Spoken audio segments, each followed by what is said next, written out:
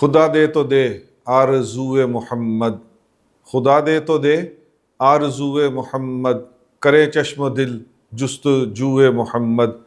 کھلے گی میری آنکھ جب روز محشر، کھلے گی میری آنکھ جب روز محشر، کھنچے گی میری روح سوئے محمد صلی اللہ علیہ وآلہ وسلم۔ بسم اللہ الرحمن الرحیم۔ اپنے سیرہ دورہ کے اگلے لیکچر کا آغاز کرنے سے پہلے یہ جو میں نے چند اشعار آپ کے سامنے پڑھے ہیں، تو جب میرا سیرت کے ساتھ شغف ہوا تو تب سے میں نے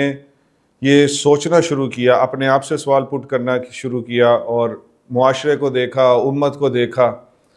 تو مجھے یہ ایک چیز بہت پنچ کرتی رہی کہ کیوں میری روح اور کیوں میرا ذہن وہ سوئے محمد کیوں نہیں کھنچتا، کیوں ہمارے معاشرے میں ایسی کوئی تڑپ نظر نہیں آتی۔ جو پہلے تھے جیسے صحابہ محمد صلی اللہ علیہ وآلہ وسلم،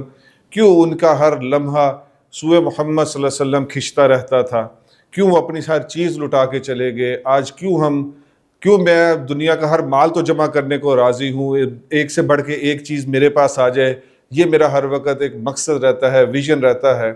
لیکن کیوں آپ صلی اللہ علیہ وآلہ وسلم کی سیرہ مبارکہ میں سے آپ کا یہ تعارف بھی کروا دوں، آپ کا وہ تعارف بھی کروا دوں، آپ کو بحیثیت سب سے بہترین انسان بھی یہ میں 6 ارب کفار تک پہنچا دوں، کیوں یہ چیزیں آج میرے آپ کے اندر نہیں ہیں، کیوں یہ ہمارے اندر روح بیدار نہیں ہو رہی۔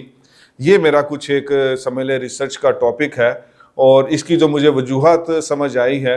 وہی آج کا میرا لیکچر بھی ہے، یعنی غزوہ احد۔ میں سمجھتا ہوں کہ اگر آج بھی ہمارے اندر وہ روح بیدار ہو جائے اور ہم سب کرنا بھی چاہتے ہیں تو اس کے لیے ہمیں سب سے پہلے غزوہ بدر کے لمحے کو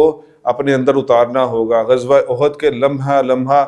گزرتے ہوئے تمام لمحات کو ہمیں سوچنا ہوگا، بولنا ہوگا، سننا ہوگا۔ غزوہ خندق کے لمحات کو